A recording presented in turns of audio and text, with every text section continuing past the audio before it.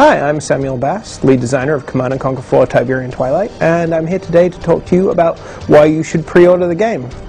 You gain access to a special bonus mission we've put together for you called Night Moves. In fact, it takes place about 12 hours before the start of the CNC4 campaign.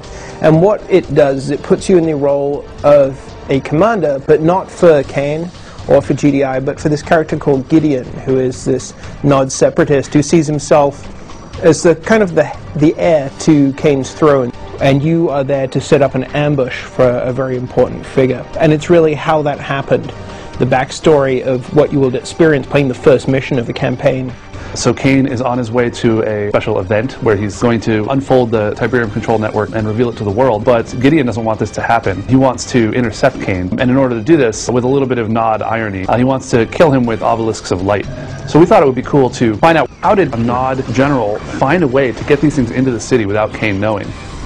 The incursion war was but a skirmish compared to the chaos we shall unleash upon the infidels today. One of the interesting objectives is you go out to the edge of the city where they're really building up this GDI city.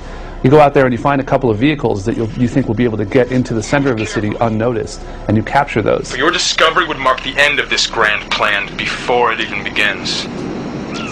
There are quite a few moments where a GDI patrol will come out and try to intercept you, and you'll be getting this really fragile, unarmed truck towards the tunnel that leads to the center of the GDI city, and microing around that and making sure it doesn't get knocked out. It actually makes for quite a few moments because there are 3 trucks and a number of attacks. But GDI would notice if a bunch of Nod tanks were rolling around stealing vehicles, so the second component of the mission is a distraction where you attack the GDI base and you disrupt their communications so that they're not able to report that these vehicles were stolen until well beyond the time that the obelisks are set up and Kane is ambushed.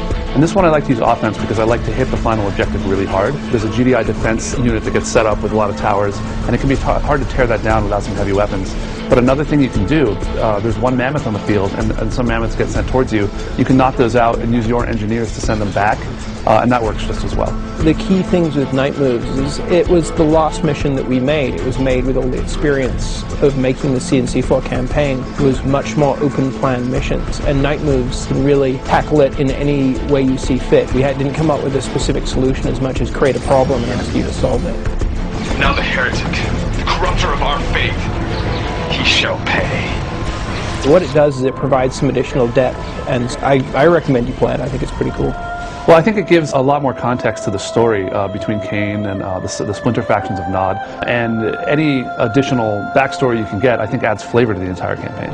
This is Sam Bass encouraging you to pre-order Command & Conquer 4 Tiberian Twilight, coming to a PC near you March 16th.